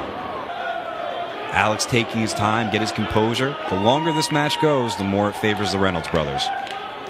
Climbing up top, Alex, no stranger to the top rope. What's he going for here? A moonsault on his feet. Lands on his feet. Hooks him through, exploder suplex to the corner. Drops Alex clear in his dome. This might be the opportunity that Greg Iron needs to tag in a fresher Zach Gowen. Zach's just waiting for his opportunity. And where did he come up with the energy to pull that one off? Zach Gowen hopping up and down on that, and thank God the Reynolds brothers no! Send off. And here we go. Here comes the one-legged wonder. Shoulder to the ribs. Floats over, flip through, roll through. I can't even keep up with this action. It's too quick. Steps off. DDT. Beautiful. Go for your victory. Oh, no, Kyle's back to his feet. He's going to take care of him. Puts him down beautifully. There's no way. There's no way. Wow. Kick out. Kick out. It's not going to happen. He was on a lucky streak, but right now, in that ring, he was in a position where it was 4 legs versus 1. There's no way 1 maintains control. The fans are solidly behind the handicapped heroes. The Reynolds brothers were quite the favorite tag team. Whoa, over the top. Outside, here we go. Here comes Greg Irons. Full head of steam. way. Oh, beautiful dive to the outside. What's Zach Gowen setting up for here? Somersault propeller right down, lands on his feet. Man, I can't do that with 2 legs. That's fantastic. Lands on his foot. All right. Throws him back in. Kyle's in trouble. Goes for that pin, capitalizing on that 1, 2. No. The tag team titles are on the line here, and Kyle Reynolds is not going to let him go that easily. The Handicap Heroes, they've dished out everything they have to dish out. The Reynolds brothers are not going to lay down on this one. Handicap Heroes look overly prepared. It looks like they're setting up for some tag team moves. Fires in a hard left forearm, sends him off. Oh! Boot to the face. Jaw jack with the knee, followed by a 1-legged drop kick. Goes outside. He sees Alex. He takes him out. Beautiful. This might be the moment that Greg Irons needs. This could be all him right here. He could win the tag team titles. He hits him with this maneuver. Oh, he could do a lot of things, but they're not going to happen, and neither is Gregory Irons being one half of the tag team champ. It looks like Southampton super kick, setting up Silver Linings playbook right here, up and down. The Reynolds brothers together drop Gregory Iron. Referee Corey Price counting 1, 2. What? How is that only 2? Fans clapping in unison. They are firmly behind the heroes. I think the Reynolds brothers are shocked on 2 ends. 1, the fans are actually behind their opponents more than them. 2, that they can't put this team away. Well, look at the look on Kyle's face. It says it all. Wait, what's Alex doing? Alex, look, he's trying to formulate a plan. Oh, this is good. Well, I don't know why anybody didn't take away those titles as the match begun anyway, but if they're there. He's got that tag title belt. Corey Price telling Alex, you might not want to do this. If this is a TQ victory, they walk out champions. Alex, I don't know what you're doing. Do it, Alex. This is what's Kyle doing? Kyle trying to talk some sense into Alex. What is he doing? Typical older brother. Wants to do what he wants to get his way. He just shoved Kyle. I gotta say, I can't. I understand what Alex is doing. Wait, hush. Hush saves the day. The referee's going to allow that. Well, I can't say I disagree. Why would Kyle stop Alex? Look up top. Here comes Zach Gowen. No, not like this. Beautiful moonsault. Greg's the legal man. Here we go. 1, 2. We have new champions. The Handicap Heroes have done it. They've defied the odds again. Cancer survivors can overcome anything. What just happened? What just happened? I think PWS just branded a new tag team here with the Handicap Heroes. Kyle Reynolds showed some heart for some unknown reason as Alex was about to lay out Gregory Iron with that tag title belt. Kyle stops his own brother, Alex. He ends up getting shoved down to the mat, and he lost this match. I think Kyle Reynolds just lost this match by interfering in his older brother Alex's plan. Sam, you're focused too much on the negative. Look at this feel-good moment here in Rahway. People are on their feet for the Handicap Heroes. I don't know if I've heard a reaction like this ever in PWS Wrestling. These guys really have won this crowd over. They won me over. I don't know if they've won over your cold heart, but these guys, hats off to them. If you're just joining us here in the PWS TV studio, first of all, David Adams is having the best show of his life. Second of all, did you see that match? Who would have thought? We've watched the Reynolds brothers here on PWS Wrestling go through the Impact players. We've watched them go through the American Wolves. The team that takes the gold from the Reynolds brothers is the Handicap Heroes. It proves to you just how awesome Pro Wrestling Syndicate is. That was some amazing, amazing stuff. Let me tell you something. I couldn't be any happier for them. I was personally the first person to greet them in the back, man, and hug them and congratulate them. They got a standing ovation in the back from the boys. Curtain call and do. Nothing but respect for you, Handicap Heroes. My salute to you. I have to go get ready to open up a major can of whoop ass, okay? And you're left with... No. Yeah.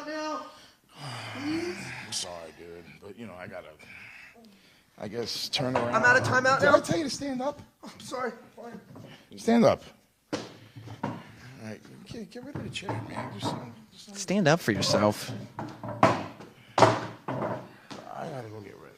Well, not yet, Adams. Well, I was going to ask, you also have to wonder what page the Reynolds brothers are on, as they obviously weren't on the same page at the end of that match. But David Adams, a big world title match coming up next here on PWS Wrestling. Let's take you to it. That's what you have to add. Great, I'm glad he took you out of the chair. Dave Destruction in D-Zone.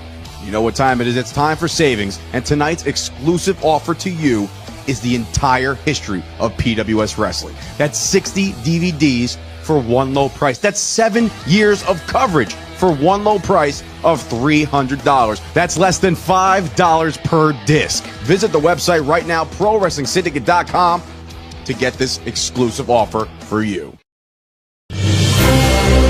Pro Wrestling's history class is now in session with Back to the Territories. Join host Jim Cornette and J.J. Dillon as they explore Mid-Atlantic wrestling. Sitting there with his hands like this was Jim Crockett Sr. 3.5 hours of wrestling history told through rare memorabilia and exclusive footage. Nothing topped Wahoo McDaniel and Johnny Valentine. Featuring over an hour of lost Mid-Atlantic film footage from Jim Cornette's collection. The kid from Minnesota was going to be something, Ric Flair. Head back to Mid-Atlantic Wrestling at shootinterviews.com. The Wrestling Universe is your one-stop store for all your wrestling merchandise. We have all kinds of WWE, TNA, UFC, WCW, ECW action figures past and present. We carry t-shirts, wrestling cards, autographed 8x10s, and masks. We now have baseball and basketball trading cards, plus so much more. For more information, please give us a call at 718-460-2777. Dolls, there's DVDs. Action figures, meaning not dolls. Dave Destruction here in D-Zone, and it's time to support the hottest movement in professional wrestling. And we're talking about the 4DVR movement. Get on the website right now, ProWrestlingSyndicate.com, $19.99. Support the movement, buy the shirt. Dave Destruction here backstage with my guest at this time, the Bayonne badass Dan Moff. Now, Dan, I was with the Jackson family earlier tonight, and they informed me about the Four Corners Championship match to take place later on tonight, but they also informed me that they were pretty angry at what transpired earlier tonight. I don't know if you care to, explain your actions. I'll explain. Double D, I'll explain exactly what happened. You see, Shining Edward Jackson family, you're running scared. One guy got all of you in a serious frenzy. Got all of you running scared. See, because what you don't realize is this. Jackson, I am the only guy to pin Fowler in PWS. I'm the only guy to pick his big ass up on my shoulders. But you keep throwing rocks at a guy holding a machine gun, and the result is exactly what happened on the Midnight Jury podcast. That's exactly what happens. You keep calling my name out, son, and I respond. I'll come right in your face. I'll get right in your mug, because that's the only way that I know how to do it. Do you care to comment on I know you're heated up right now, Four Corners Championship match, Fala, Bonesaw, and Mario Baccara? Real simple. You put 4 of PWS's top superstars in one ring, one match for the ultimate prize. Because, brother, I've said it before, and I've said it to you a lot of times. If you ain't in this to be at the top of the food chain, be the guy with the strap, and be on top, get your ass out of here. Get on the other side of the guardrail and go to home. You are gonna have to kill me, because I will not be denied any longer.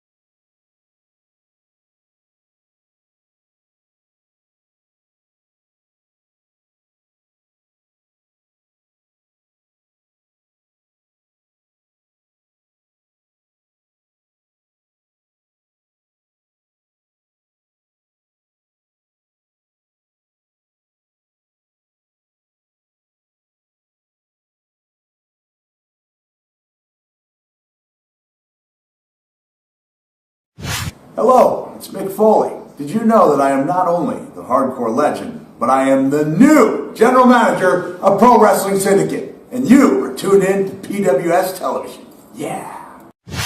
Dave Destruction here backstage with my guest at this time, the former PWS champion, Mario Bocara, coming off a very controversial end to your title reign.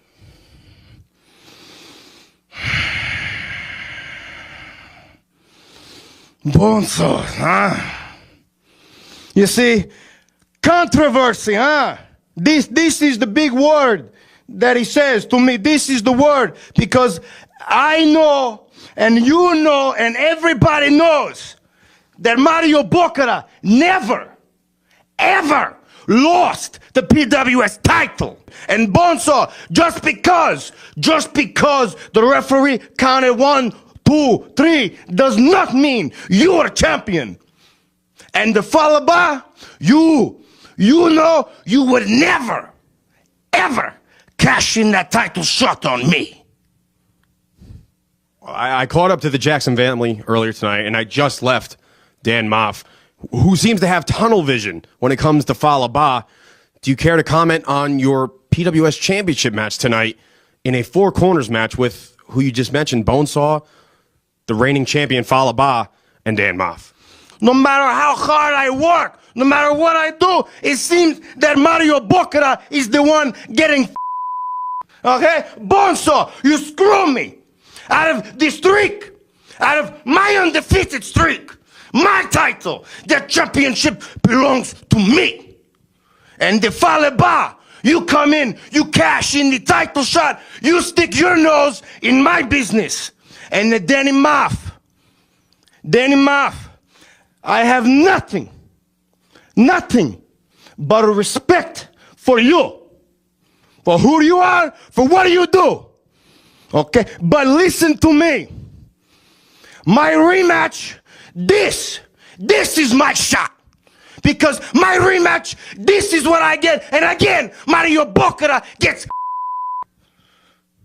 Well, now, in the 4 corners match for the PWS Championship, there is 4 lions, hungry, starving, for only 1 chance, 1 shot at the biggest prize in the PWS. And you know that this belongs to Mario Bocara.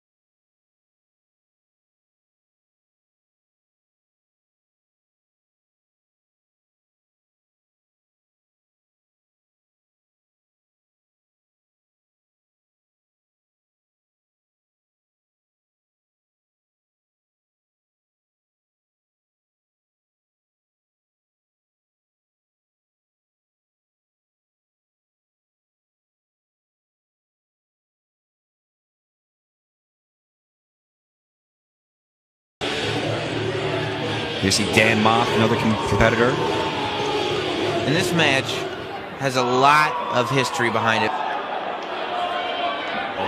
Fallah Bahh, our current champion, lost a match to Dan Moff, making him #1 contender, but Fallah Bahh still the holder of the on-the-spot title shot medallion, meaning he could get a title shot whenever he wanted.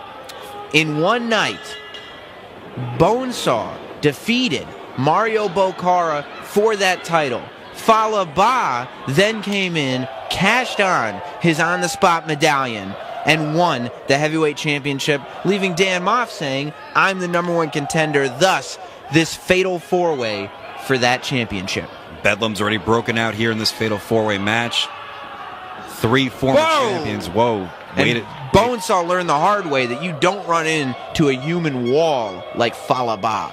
A lot of bad blood in this matchup. You have the former champion Mario Bokara and a former champion Bonesaw who had it for less than a cup of coffee. Oh, smushed in the corner by the Filipino sumo. Bad news for Bonesaw. He ain't going anywhere.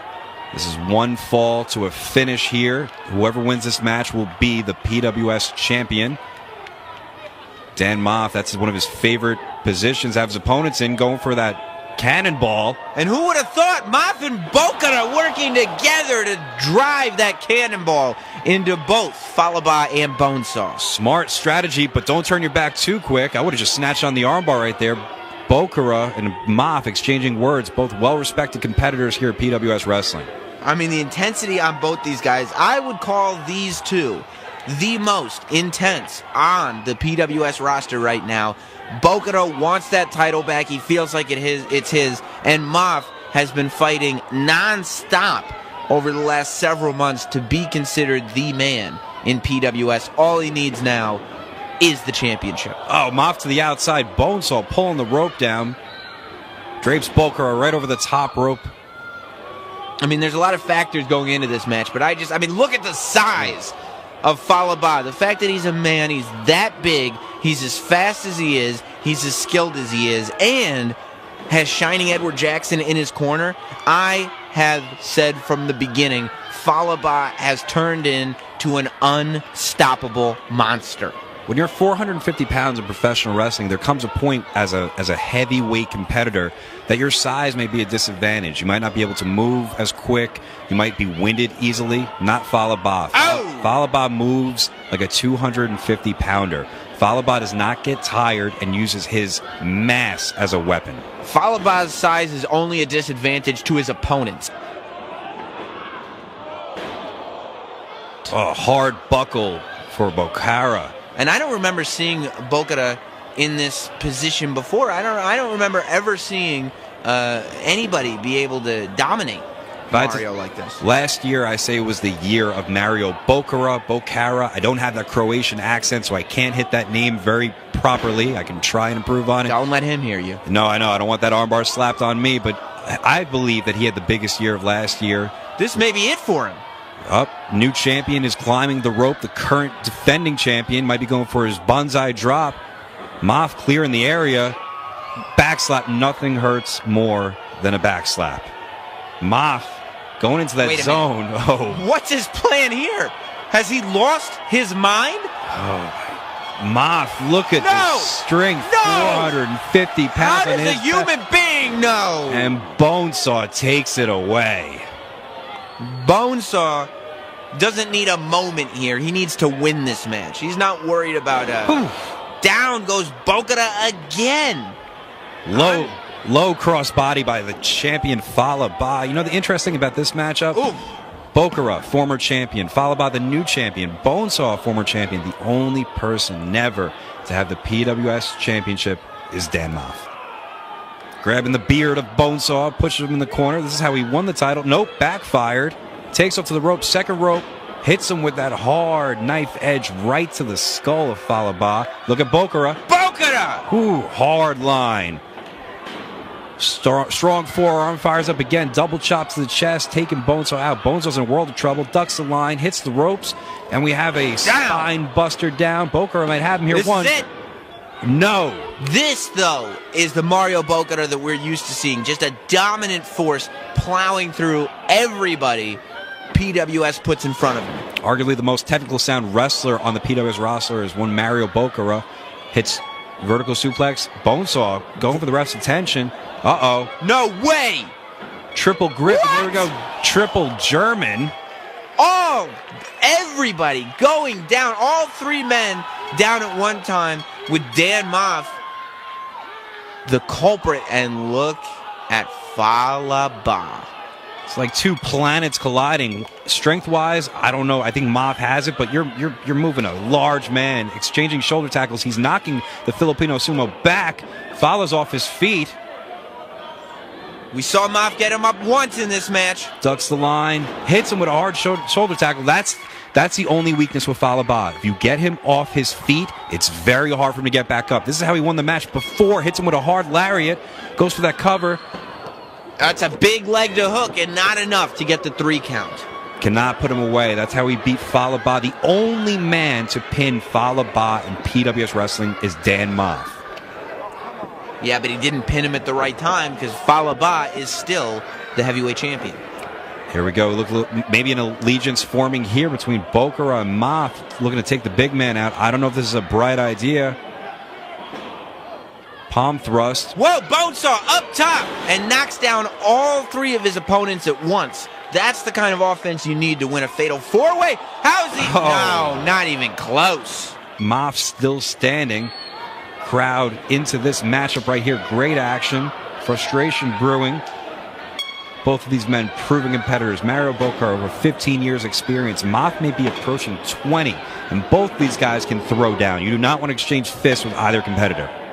No, and we talked about the intensity in both these guys before. They have a tunnel vision to victory, a laser focus that will allow them to stop at nothing. Moff's got him up for that burning hammer. That's how he puts away everyone. Mario floats through that arm. He puts on that Croat lock. But Moff knows about it. He's aware of it. Counter, back up on his shoulders. Can he hit the burning hammer? I don't know. This may be it. Wiggles out to his feet. Remarkable action. He's got the arm. He's got the arm. Referee Kevin Keenan checking the position, seeing if Moff is tapping. There we see a Fallah Bahh from the outside. And, Not going to let it happen. That big thigh across the face of Mario Bokara, of course. Every man is invested in this. One decision here in this match. Moff goes up and Moff goes down. Samoan drop. I think I just saw Edward Jackson do a cartwheel in delight. Fallah Bahh putting up Bokara. Down goes Bokara. Filipino drops for all. Ducks Bonesaw goes up. He's the next to receive one. Fallah Bahh looking dominant. There's a reason why this man is PWS champion. And he's left in a great position because there's nobody to break up that pinfall. Keep in mind, one submission, one pinfall is going to be how this match ends. It's not elimination. Setting him up for the banzai drop. Do you know what it's like to have I know you know what it's like to have men sit on you, but you ever had a 450-pound man sit on you, Sam? I know you're not talking to me. Bokar on top. Does he have the Croat lock from the outside? Up on top. And that's an illegal move, I think. Don't know who you disqualify and crown a victory. Puts referee Keenan in a weird position. There's the camera angle. You have the Croat lock on. Oh my God. What is Moff trying here? He just knocked out about 700 pounds of weight to that mat. I mean, unimaginable strength. Goes up, comes right down, right across the throat. Bonesaw looks to take advantage. He may have him at no. Only 2 count. And the champion kicks out. Of course, you know, we talked about Dan Moff's desire to win the PWS World Championship for the first time. And it looks like Bonesaw does get him up. He has him up, hits a TKO. Kudos to Bonesaw. These 4 men is what PWS Wrestling is all about. I feel like this promotion only 2 has put them on the map. Fans have stuck around to see these guys rip each other apart for the most sacred prize there is, the PWS Championship. And Bonesaw, as much as Dan Moff has something to prove because he's never held the title, Bonesaw has something to prove after the audience at PWS turned on him. But Mario Bokara is really not concerned about what Bonesaw has to prove, as that armbar is locked on. Look at the leg positioning. He has that leg grapevine too. The shooter, Mario Bokara, using his Croat lock. He's He's defeated everybody with that submission move. Fala misses. He's floating over. He's got the champion now in the Croat lock. And I don't care how big you are, how do you compete with that? Ooh, Fala in a bad position. Look at the face. I've never seen Fala in pain like that. He's not going to tap out of that title. No way. Bonesaw, luckily for Fala, breaks it up. Because like we said, if Fala had tapped out just then, Bonesaw wouldn't have won the title. Mario Bocata would have. Bonesaw's got him up again, but he can't keep him. He can't keep Dan Moff up. Moff's got Bonesaw. Burning Hammer coming up. And he drops him. Look at that angle. Bonesaw is out cold. Falaba says goodbye, Dan They take Moff. each other out. This is Falaba's moment. You have a fallen Bonesaw. He's setting up for the bonsai drop. Hits him. Will the Filipino Sumo? No one's kicked out of this. The Filipino Sumo, Falaba, retains the title. And that's ring strategy that had to be taught to him by Shining Edward Jackson. I mean, taking full advantage of the Fatal 4-Way rules. Falaba retains the PWS World Championship, proving himself, as I said, to be the most dominant force this company has ever seen.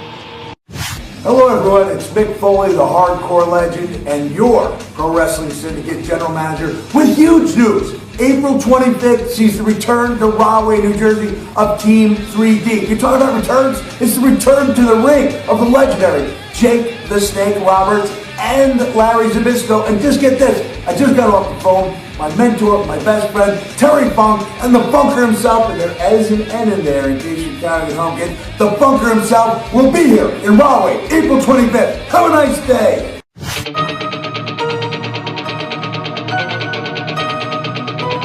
Dave Destruction here in the Pro Wrestling Syndicate offices, and we're just moments away from the huge lottery drawing for the numbers for the 30-man on-the-spot title shot rumble. Dave Destruction here backstage live, and it is time to draw the first number for the on-the-spot title shot rumble. We have Philip Simon II and his older brother Jesse.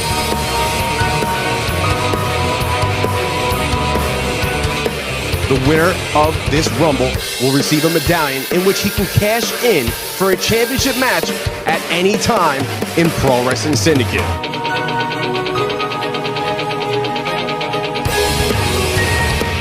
Care to pick? Do you wish to tell the Pro Wrestling Syndicate fans what number you drew? Come on, man. Guys, good luck. Dude, that's not fresh. Jesse, can you pick a number for me, please? That's good, Philip. Okay? All right. Did I get what?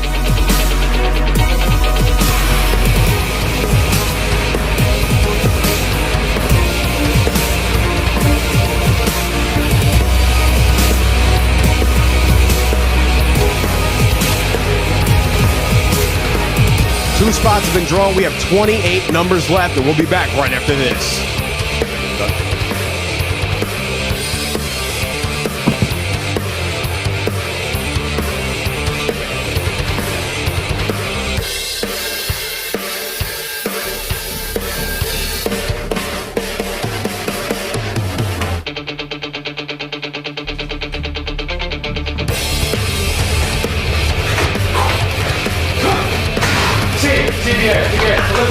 This is crucial. Listen, come in peace, okay? I need you to do me a favor. I was just hosting the on-the-spot title shot rumble. Something just came up, okay? There's 27 numbers left. Can you do this? Can you do this for me? I know you're busy. Can you do this for me? Please, okay? Listen, there was numbers. It's paper and pencil. It's very easy. Boom. You can use this. Popcorn. It's fresh. Huh? Come on. You can just take care, buddy. Dude, thank you.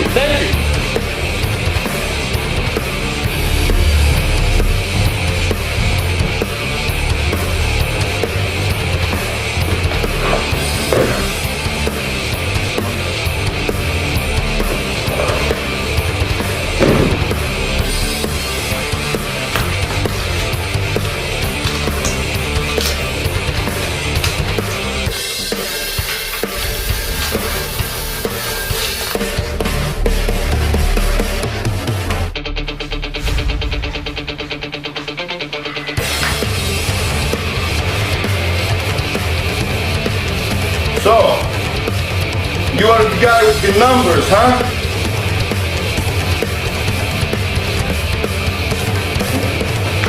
What I gotta do? You're the guy who's good for the numbers, huh? This is your job? Now you're gonna do your job right now. You're gonna pick my number. And you're gonna pick a good number.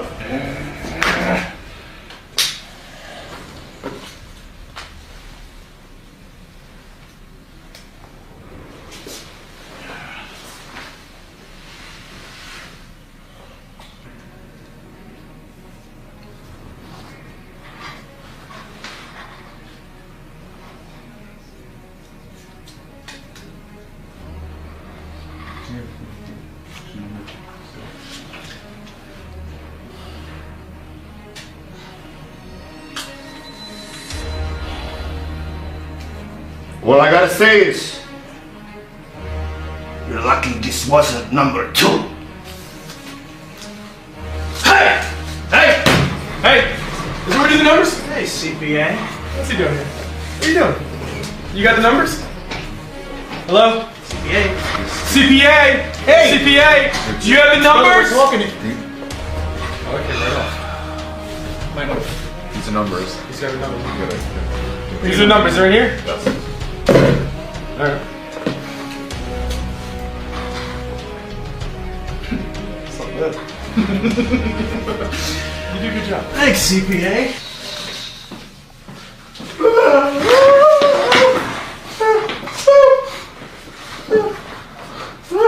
Number 1? What's going on? What's wrong? He just wants to know if he could take his number. There's only one left to take it!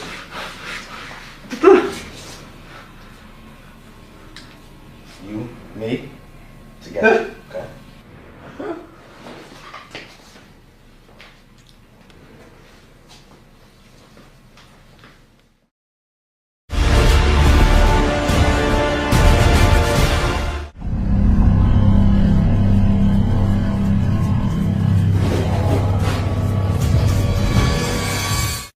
The preceding program was paid for by Pro Wrestling Syndicate.